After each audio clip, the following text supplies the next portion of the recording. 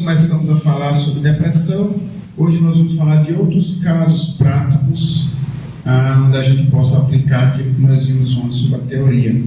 Nós vamos começar hoje falando sobre problemas intestinais, é um problema relativamente fácil da gente tratar. Há pessoas que às vezes complicam, tem que mentalizar tal substância em tal órgão que vai produzir, que vai fazer isso, que vai fazer aquilo. Tem técnicas muito mais simples, muito mais fáceis para tratar. O que é um problema intestinal? Aqui pode acontecer dois casos opostos, duas situações opostas. Uma diarreia, por exemplo, ou pode acontecer uma prisão de ventre, que seria o oposto. Nos dois casos, há uma descompensação na movimentação da matéria pelo intestino. Eu falei ontem que muitas vezes acontece que quando alguma coisa no corpo físico está com dificuldade de circulação, geralmente o que acontece é que isso é uma consequência de uma dificuldade de circulação fluídica. Então, muitas vezes, problemas intestinais, e aí no caso da diarreia, há um problema na circulação, que é uma circulação acelerada, né? A matéria deveria ser retida por mais tempo para haver a absorção, ou então há uma eliminação precipitada, sem necessidade, muitas vezes não há nem formação de fezes, mas há uma precipitação dessa matéria, uma eliminação dessa matéria que não deveria acontecer. Ou então, no caso oposto da prisão de ventre, há também aí uma dificuldade na circulação. Deveria circular mais rapidamente, e isso não está acontecendo. Geralmente acontece que nessa região aí a gente vai ter um acúmulo fluídico, energias estagnadas e sem movimentação. Essa seria a hipótese mais viável para explicar essas questões. A gente tem ali fluidos que deveriam circular por essa região, mas que não estão circulando da maneira conveniente por algum motivo. Muitas vezes o motivo disso é emocional. Aí nós vamos ter uma precipitação de fatores, um encadeamento de fatores que vão chegar até o corpo físico, gerando um problema intestinal. Muitas vezes a gente tem uma questão de ansiedade, uma questão de emocional qualquer, que vai desencadear um problema aí na circulação fluídica, que vai desencadear no corpo físico uma dificuldade aí na circulação da matéria pelo intestino. E aí o que a gente tem que fazer? Regularizar o funcionamento energético. Eu preciso regularizar a circulação desses fluidos. E aí uma técnica muito simples e que age com muita eficácia são os circulares concentradores. Fazer circulares, geralmente ativantes, em toda a região abdominal. E depois, logicamente, de uma concentração, eu faço o quê? Eu disperso. Depois eu disperso, porque aí eu acelero esse processo desencadeado pela concentração fluídica. Como é que isso vai acontecer? No momento em que eu estou fazendo a concentração fluídica, estou colocando o meu fluido, e aí entra novamente a necessidade de uma boa relação fluídica. Sem isso, a coisa não acontece, não funciona. Então, se eu tenho uma boa relação fluídica, minhas energias vão interagir bem com as energias do doente. Então, eu vou fazer uma concentração fluídica circular. Minhas energias estão sendo depositadas naquela região. Havendo a boa relação fluídica, minhas energias vão criar uma aderência às energias que estão estagnadas no doente. Havendo essa aderência, essa conexão, essa interação entre minhas energias e as energias do doente, à medida que minhas energias se movimentam, elas também vão começar a fazer as energias estagnadas se movimentarem, regularizando assim uma circulação fluídica. Elas têm que sair dessa estagnação. Nos dois casos. Então, elas precisam deixar de precisa cessar aquela estagnação fluídica. Então, elas vão se movimentar. As minhas vão se movimentar primeiro, depois elas vão começar a arrastar e movimentar as energias estagnadas do doente. E nessa regularização da movimentação fluídica, o que é que vai acontecer? Isso vai se refletir daqui a pouco no físico, que também vai regularizar a sua movimentação. No caso aí, a matéria do intestino também vai regularizar a sua movimentação. seja desacelerando, seja acelerando, de acordo com a necessidade. Lógico que só isso não vai adiantar, eu preciso da dispersão. Porque para onde vai esse fluido precisa acontecer alguma coisa com ele. Ele não vai simplesmente ficar aqui girando, porque não é esse o sentido da movimentação fluídica. O sentido é de cima para baixo. Ela precisa se movimentar no sentido vertical. Mas o primeiro movimento é que elas comecem a girar junto com as linhas e vai sair daquela estagnação. Então eu vou complementar com uma dispersão transversal e, logicamente, ao final, dispersão longitudinal ou perpendicular. Com isso, completo o passe e, provavelmente, se for eficiente, já começa a dar resultados a partir daí. Tem pessoas que às vezes estão com esse problema, eu já vi pessoa com esse problema e no meio do passe, espera aí que eu preciso ir no banheiro. No meio do passe. Tem que parar o passe porque ela precisava correr para o banheiro. Ou seja, já começou a dar resultado além, no meio do passe já estava dando um resultado. Há uma questão emocional aí envolvida muitas vezes, que precisa também regularizar, e aí vai ficar por conta da pessoa regularizar essa questão consigo mesmo. Muitas vezes uma ansiedade, ela age com bastante rapidez. A pessoa está ansiosa, daqui a 5 minutos ela está indo para o banheiro. Muitas vezes já desencadeia algo, já surge uma diarreia muito rápida, dependendo do grau, do nível dessa ansiedade da pessoa. Ou outras questões emocionais também, que podem gerar outros tipos de problemas, como problemas gástricos, por exemplo, né?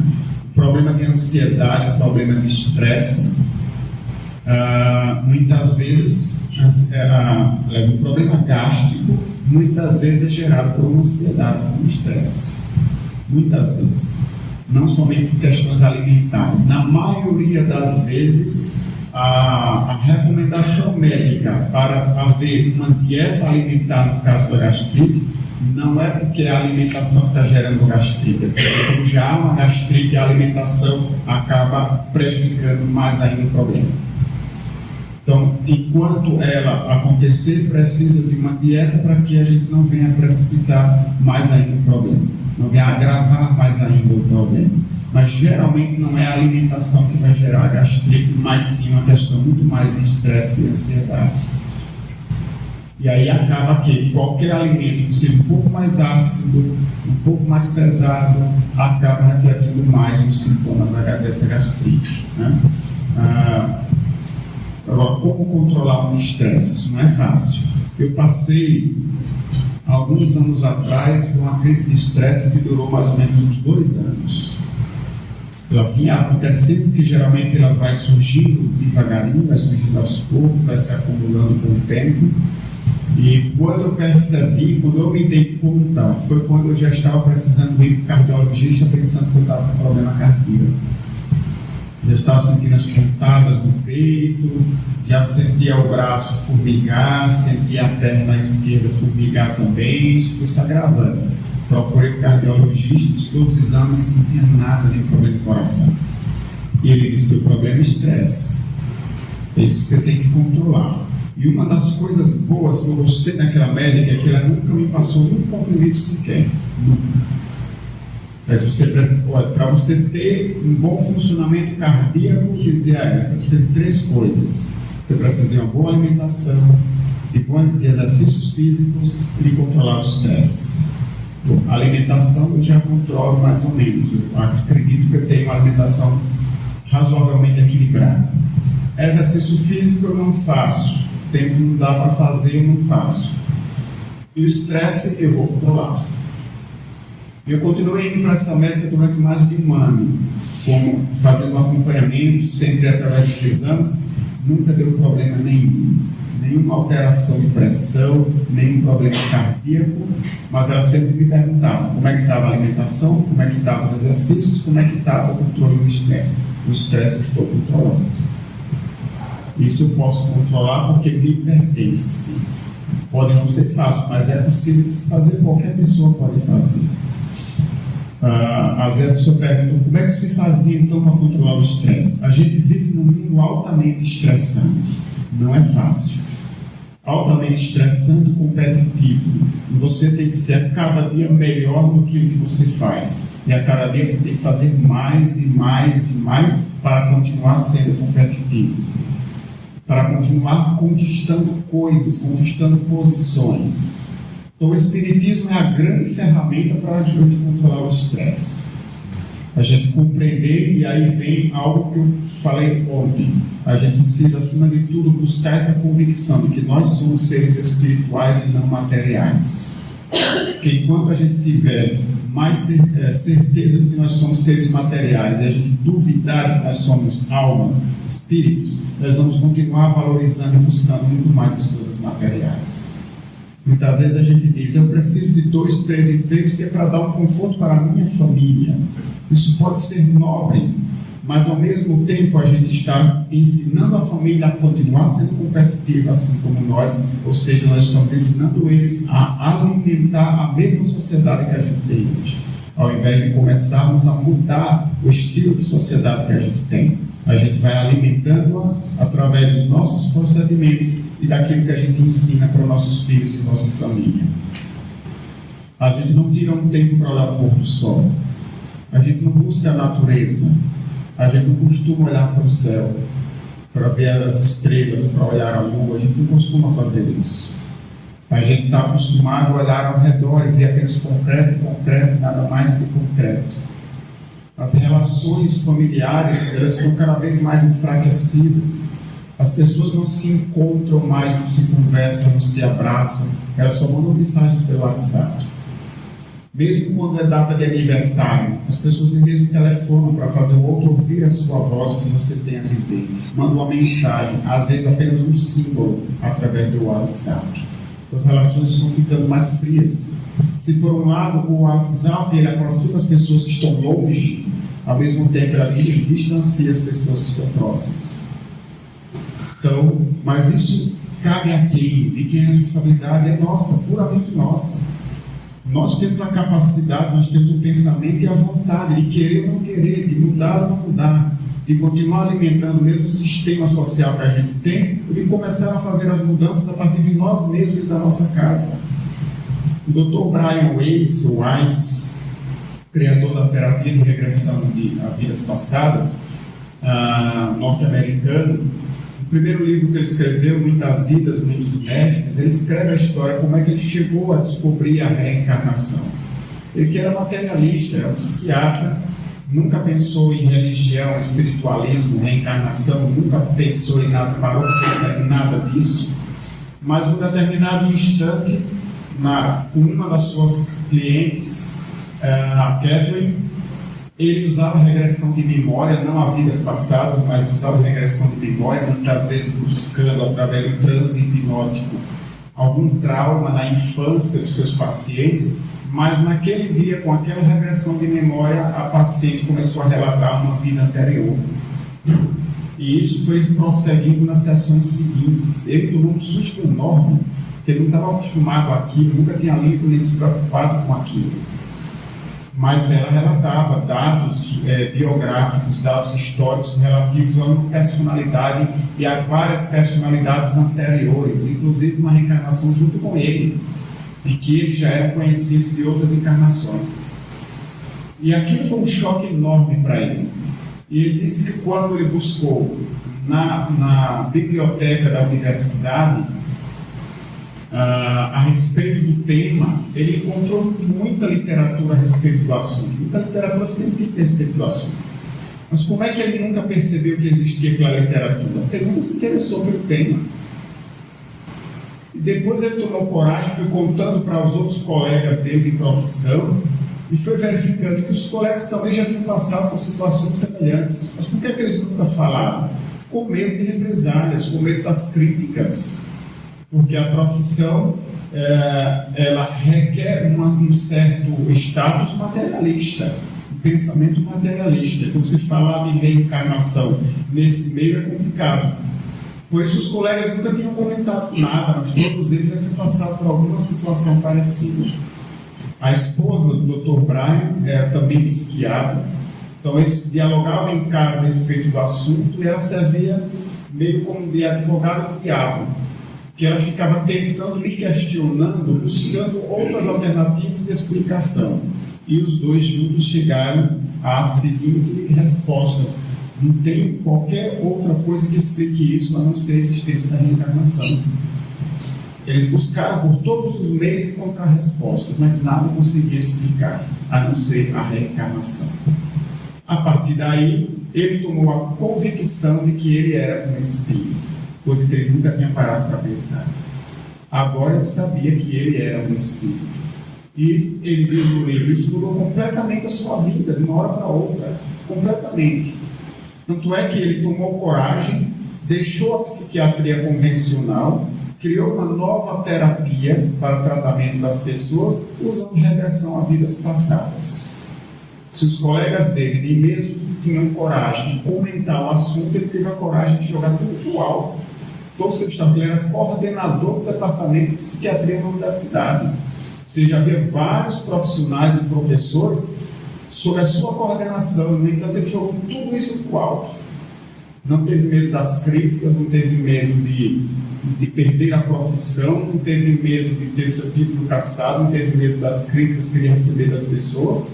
Simplesmente assumiu uma verdade que agora ele tinha convicção, que ele tinha certeza, que era a existência da imortalidade. Agora ele sabia que era um ser imortal. E aí diz que isso se refletiu também na sua família. Porque quando ele, a esposa e os filhos saíam, por exemplo, para jantar, muitas vezes entravam no carro e já iam discutindo pelo caminho, já iam brigando pelo caminho. Chegavam no restaurante, comiam e voltavam para casa. O objetivo era simplesmente esse, era sair para comer.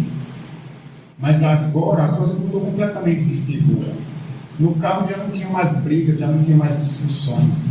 E o objetivo não era sair para comer, era sair para estar juntos. Eles iam juntos jantar fora, tinham assunto para dialogar entre si, voltavam felizes para casa depois de uma noite juntos. Agora esse era o objetivo. E tudo isso mudou por quê? Como é que isso mudou? Mudou porque agora ele e ela, a esposa, sabiam que eram espíritos. Então isso faz uma grande diferença. Quando nós realmente estivermos cientes que somos espíritos, isso mudará muito a nossa vida. Às vezes a gente a gente escuta muitas palestras espíritas onde se fala muito do amor, da caridade, do perdão, mas geralmente não se diz como é que se faz isso. Tá, eu tenho que perdoar. Como é que se perdoa? Como é que eu tiro o ódio de dentro de mim e coloco o amor para que eu exerça o perdão? Como é que eu vou me desprender de tudo aquilo que eu gosto para que eu possa dedicar o meu tempo com todo o amor a outra pessoa que está precisando de ajuda? Como é que se faz isso? Não há muito o que fazer. Não é fazendo força que a gente consegue perdoar. Não é fazendo força que a gente vai ser humilde, que a gente vai ser caridoso. Muita gente dizia e continua dizendo: eu queria ser como Chico Xavier. Eu queria fazer como Chico Xavier fazia.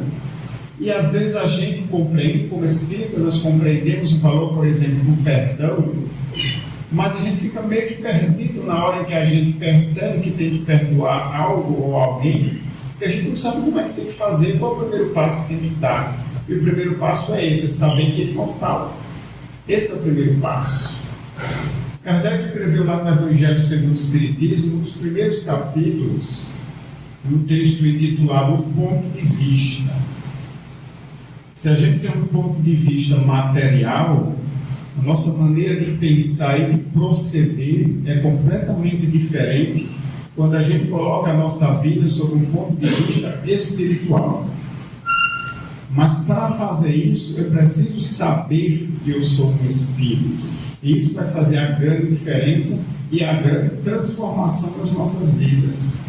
Eu preciso ter certeza que eu sou um espírito, ou buscar essa certeza, ou desenvolver o mais fortemente possível dentro de mim, para que todo esforço de transformação seja real, seja verdadeiro, seja eficiente.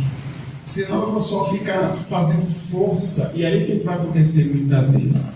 Eu vou buscar perdoar, fazendo força, me esforçando para perdoar, e começo muitas vezes a jogar aquele ódio, aquela raiva, o ressentimento para debaixo do tapete, para ele não ver. E no momento em que eu não vejo mais esse ódio dentro de mim, aí eu acho erradamente que eu já perdoei e não perdoei. Continua o mesmo ódio, só que agora eu não estou vendo. Se eu quero perdoar, eu tenho que trazer o ódio à tona, para que ele esteja bem visível na minha frente. Eu preciso encará-lo de frente, como se eu tivesse um espelho olhando para mim mesmo. Não posso olhá-lo de costas, não posso jogá-lo por debaixo do tapete. Eu preciso assumir, eu odeio fulano. Eu tenho raiva, porque ele fez assim, assim, assim. Eu não deveria estar sentindo isso, mas eu estou sentindo. Precisamos nos olhar de frente, sem medo, sem receio. Às vezes é muito difícil, porque aí a gente vai dar de frente com outro defeito, que é o orgulho. O nosso orgulho não permite muitas vezes que a gente se olhe de frente, que a gente admita o quanto de imperfeições a gente tem. E se alguém chega para mim, para a gente e nos mostra, aí é que a gente não quer mesmo. Aí é que a gente não quer. A gente vai dar todas as desculpas que o nosso orgulho vai encontrar para a gente desmentir aquilo que na verdade o outro percebe claramente em nós e nós não queremos ver. Então, fazer força para se transformar não transforma, a gente está usando o método errado. A gente tem que ir pela convicção, pelo argumento que o Espiritismo nos traz. Então, voltando à questão do estresse e da ansiedade, não é simplesmente fazendo força. Eu preciso usar os argumentos espíritas para que eu consiga entender conscientemente, racionalmente, emocionalmente, de que não vale a pena viver desta forma. Que existem outras formas de viver que são muito melhores e mais condizentes com uma pessoa que acredita que ser um espírito, ser imortal. Então, o que é a ansiedade? A ansiedade é o medo de algo que ainda não aconteceu. E a gente já está antecipando que aquilo que vai acontecer pode ser ruim, que aquilo pode ser negativo, que pode dar errado. Então a gente já vai com medo. É como um aluno que vai fazer uma apresentação diante da turma. Ele já fica com aquela ansiedade antes. A ansiedade e o estresse, no primeiro momento, não é uma coisa ruim. Não é. A gente precisa de um certo grau de estresse e de ansiedade, senão a gente estaria muito exposto a todos os riscos. Quando a gente está dirigindo, ele precisa de um certo grau de estresse e de ansiedade para que a gente consiga ficar atento. Senão a gente fica lá despreocupado e aí não presta muita atenção nos riscos verdadeiros que existem no trânsito. Não precisa de um certo grau de estresse. Só que aqui passa, a situação passa, volta tudo ao normal. Volta tudo ao normal. O grande problema é quando esse estresse ele se repete com frequência. E ele se prolonga, as situações passam e o estresse e a ansiedade continuam. E quando a gente entra num processo de estresse e de ansiedade, o nosso organismo ele libera certas substâncias para dar um equilíbrio. Quando eu entro com certo estresse, eu começo a produzir, por exemplo, uma maior quantidade de adrenalina. Então eu fico mais atento, eu fico mais aceso.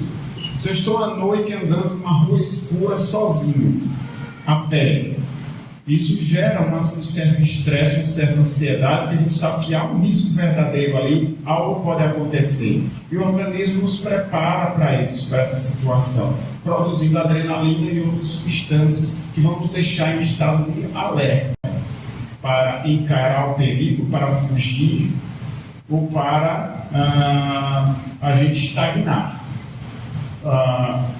Se eu estou diante de um perigo, vem uma pessoa de lá para cá, na rua escura, eu posso pensar, pode ser um marginal, pode ser alguém que queira me fazer mal, pode também não ser. Então me preparo. Eu tenho três situações aí.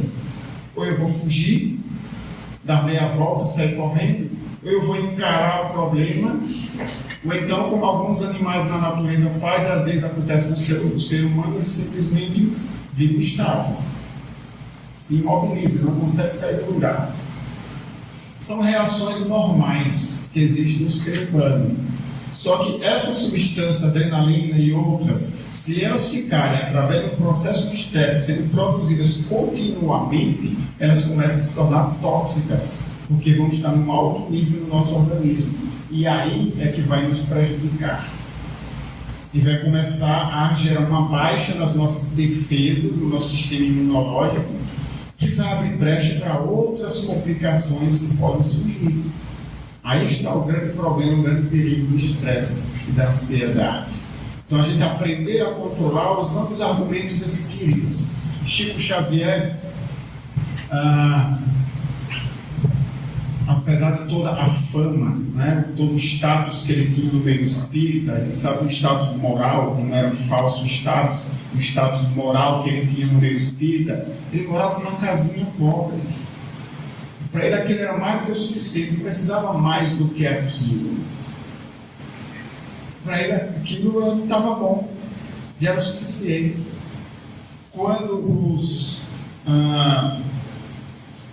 Quando Jesus foi crucificado, os apóstolos, discípulos de Jesus, todos eles se esconderam com medo. Se o mestre foi crucificado, imagina o que pode acontecer com a gente. Pedro teve medo durante o próprio processo lá com Cristo. Quando chegaram para Pedro e disseram: você não é um dos seguidores do Nazareno? Não, eu nunca vi esse homem de forma alguma. Ele negou Jesus 3 vezes. Ele não teve confiança suficiente, não teve fé suficiente. Negou Jesus 3 vezes. E com a crucificação, então, todos eles se esconderam, com medo do que poderia acontecer. Até que Jesus apareceu para eles, materializado. Aí, a partir desse momento, a fé deles surgiu.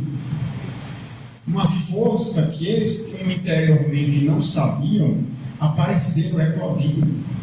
E a partir daí eles não tiveram mais medo de nada. De apedrejamento, de açoite, de prisão, de fome, de cansaço, não tiveram mais medo de nada. Eles caminhavam às vezes quilômetros para ir de uma região para outra para pregar o Evangelho. Tinham que dormir no relento muitas vezes, expostos a todos os perigos. Mas eles já não tinham mais medo de nada. Como é que surgiu esse medo? Não foi simplesmente a visão do Cristo, não foi simplesmente o que o Cristo lhe disse. Porque o Cristo já tinha lhes falado muitas vezes: o meu reino não é deste mundo. Bem-aventurados os que sofrem por amor à justiça, e por aí vai. Eles já tinham ouvido todos os esclarecimentos, mas mesmo assim eles se esconderam com medo das represálias. O exemplo de coragem que o Cristo deu para eles, enfrentando todos os dissabores da crucificação, não serviu para eles, porque eles estavam tremendo de medo. O que é que mudou? Mudou quando eles tiveram a certeza de que eles eram seres imortais. A partir do momento em que Jesus apareceu para eles, materializado, aí sim, agora eles têm certeza, realmente a morte não existe. Existe realmente um outro mundo, um outro reino, o reino de Deus, onde nós continuamos vivos. Quer dizer então que a vida não acaba no corpo, que a vida se prolonga para além disso. Agora eles tinham certeza que eles eram espíritos imortais. Então agora não tinha mais razão para ter medo, para se esconder. Podia apedrejar, não tem problema, é só o corpo que está apedrejando, não é a alma. A alma é livre. E se matarem o corpo, não tem problema, porque a gente vai continuar vivo. Esse era o pensamento, o sentimento que surgiu dentro deles, que trouxe aquela coragem de dentro para fora. Porque não tinha mais problema que eles fossem presos, que eles sofressem perseguição. Até aquele momento anterior, onde eles se achavam seres apenas exclusivamente materiais, eu não posso me expor ao perigo de morrer, porque a vida vai acabar. Eu preciso prolongar minha vida. Mas a partir do momento em que eles perceberam que mesmo o corpo morrendo, a vida continuava, e eles tinham certeza disso, porque eles viram o Cristo ali materializado, a partir daquele momento, agora eu sei que a vida não acaba com a morte do corpo. Então não tem problema, pode apedrejar, passar fome, cansaço, isso é nada diante da grandeza da imortalidade da alma. O objetivo do Espiritismo é esse. é nos dar essa certeza, essa convicção de que nós somos seres imortais. E como é que ela nos dá essa convicção? Porque ela nos prova filosoficamente, nos prova cientificamente que nós somos espíritos. E esta prova é mais do que suficiente para nos trazer uma convicção que somos seres imortais. E a partir desse momento, o foco nosso muda. Então a gente vai continuar comendo, vai continuar dormindo, vai continuar buscando um conforto físico, mas acima de tudo a gente vai buscar a evolução, o progresso da alma. E aí então a praticar a caridade, perdoar, ganha todo o sentido. Tem toda a justificativa agora. Porque eu sei que tudo que eu fizer aqui se reflete no outro mundo. Eu sou imortal. Então para que eu vou prolongar uma ofensa que aconteceu em um instante, em um minuto? Diante da imortalidade da alma, o ódio, a raiva, a ofensa se tornam coisas diminutas. Mas enquanto eu penso que eu sou um ser apenas material, e que a vida ela dura apenas 30, 40, 60, 80, 90 anos, uma ofensa que eu recebo se transforma numa coisa gigante.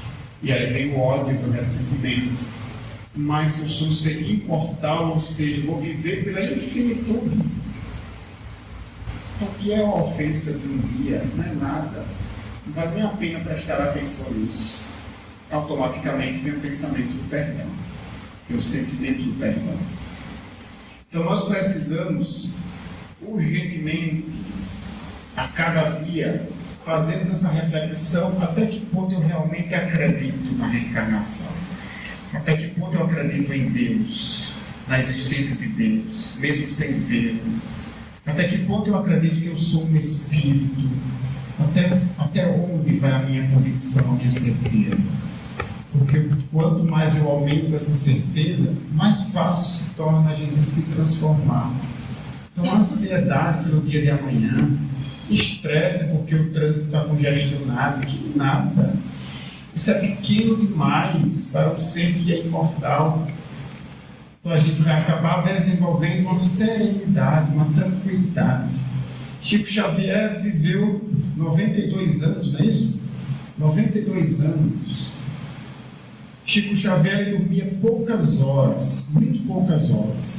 Tinha um trabalho de psicografia no centro espírita, que ele chegava lá 4 horas da tarde, o trabalho começava às 9, ia até 2, sei lá quantas horas da manhã. No outro dia ele se acordava às 4 da manhã. Tinha que responder centenas de cartas, não existia e-mail, né? Não tinha e-mail, não tinha Facebook, não tinha rede social, não era carta mesmo, tinha que ser à mão ou datilografada, não era nem computador para você digitar, era datilografia mesmo. Centenas de cartas que vinham no Brasil inteiro que ele respondia um a um. Livros para psicografar, pessoas que iam no Brasil inteiro para visitar, trabalhos do centro espírita. Era uma tarefa infindável, que tomou toda a sua existência, tomava todas as suas horas. Então, era o foco principal da sua existência, que ele aceitou de agrado, aceitou com alegria, com felicidade, viver daquela forma, se dedicando àquilo que poderia ajudar aos outros, e que ele sabia que ajudava a ele próprio. Era uma pessoa que vivia sendo criticada, até mesmo por espíritas. Era criticado nas revistas, nos jornais, nas mídias da época, era criticado. Mas, no entanto, era uma pessoa que viveu 92 anos de idade, trabalhando até o final. Lógico que, aos poucos, as suas atividades foram sendo reduzidas, porque o corpo já não suportava mais a grande carga de trabalho. Mas ele trabalhou até o final, até desencarnar. E vivendo sempre com serenidade. Como é que ele vivia com serenidade dentro de uma vida tão atribulada que ele tinha tantas obrigações, tantos compromissos, tantas pressões sobre ele, tantas críticas? Serenidade, o que lhe dava saúde, o que lhe dava energia para ele fazer tanta coisa. Lógico que existia a reposição fluídica dada pelos bons espíritos, mas essa reposição fluídica só iria funcionar se ele soubesse acolher essa ajuda, receber essas energias que ele fazia através de uma mente serena, de uma mente tranquila, que não se atribulava com o pão de cada dia, que não se atribulava porque tinha uma casinha pobre, que não se atribulava porque era criticado pelas pessoas, que não se atribulava porque o salário era curto, um mês. Em algumas cartas, tem um livro que se chama, acho que é Cartas de Chico Xavier, Cartas a Chico Xavier, escrito por Sueli Caldas, que eram cartas que ele trocava com ela muitas vezes. Uma delas ele dizia que ele gastava no mês 3 vezes mais do que aquilo que ele ganhava com o salário. Porque muita gente iria visitar e não tinha sempre um cafezinho, não tinha sempre alguma coisa para dar à pessoa que iria visitar. Como é que ele fazia com o salário tão pequeno? Isso era complementado pela ajuda dos amigos. A ajuda financeira que os amigos iam dando para complementar essas despesas, porque o salário dele não dava para isso. Mas isso não me atribulava. E nós muitas vezes já temos 2 empregos, queremos arranjar um terceiro, que é para poder ganhar mais, ganhar mais, ganhar mais. E aí como é que a gente vive sem ansiedade assim? Não tem como. Onde muitas vezes tem uma história muito engraçada, que é a conversa de um milionário com um índio. O milionário contou uma história dele para o índio. Olha, eu trabalhei muito a vida inteira, trabalhava às vezes 3 turnos, eram muitas horas de trabalho todos os dias, enriqueci, me tornei muito rico, mas agora eu quero descansar, agora eu quero ir morar nessa ilha, para poder viver mais tranquilo, viver na natureza. O índio olha para ele e diz assim: quer dizer que você gastou tantos anos da sua vida para poder ter condições de vir morar aqui na natureza da maneira mais simples possível? Zé, mas você podia ter feito isso desde o início, não precisava enriquecer para isso. Mas a gente precisa gastar tempo, energias, juntar fortuna muitas vezes. Não, agora eu quero descansar e vou morar, viver da maneira mais simples possível. Mas a gente pode fazer isso desde o início, viver da maneira mais simples, com menos exigências. Muitas vezes a gente vive muito dentro das exigências que a sociedade tem sobre nós. A gente esquece muitas vezes de viver, de olhar o pôr do sol. Eu adoro quando estou lá no meu apartamento, eu moro no 3º andar, e lá dá para ver a lua cheia quando ela mal está surgindo, já dá enorme. Eu adoro ficar vendo pela janela a lua cheia quando vai aparecendo. E chamo meu filho para olhar também, vem ver que maravilha a gente tem ali. É algo que foi criado por Deus, colocado à disposição do ser humano, mas que nós não sabemos muito às vezes aproveitar. E como aquilo pode fazer bem? Uma manhã na praia, junto com meus filhos, eu me sinto muito feliz quando eu saio com a minha esposa e com meus 2 filhos. Não fico contente, não me sinto completo quando eu saio sozinho ou saio só com um. Não é a mesma coisa. Eu gosto quando saio todos juntos. Isso nos faz mais completos, nos faz mais felizes, nos traz serenidade, um momento de compartilhamento com os outros, com a família, fortalecendo os laços de união, de diálogo. Enfim, nós precisamos disso, de mais família, de mais serenidade, de mais simplicidade nas coisas. Às vezes a gente já tem um carro muito bom, não, mas eu quero um carro 0. Não, mas agora tem que comprar outro, porque aí eu ando com uma, a esposa anda com outro, e aí por aí a gente vai gerando mais estresse, mais ansiedade, porque aí não é um carro só que quebra, agora são 2 carros que quebram. São 2 carros que têm gastos, não é só mais um. Então a gente tem que trabalhar mais ansiedade, mais estresse, mais tempo, mais tempo, mais tempo. E a gente vai deixando de lado o que o Espiritismo nos ensina. Então, na verdade, na prática, talvez seja um pouco complicado para nós superar o estresse e a ansiedade. Mas na teoria não é difícil. Está tudo aí ensinado pelo Espiritismo. Como é que a gente deveria ser? O que é que a gente deveria realmente dar mais atenção? O que é que realmente é mais importante para o ser humano? Está tudo na doutrina espírita. Fácil para a gente ler, aprender e praticar. Bom, vamos fechando esse parênteses.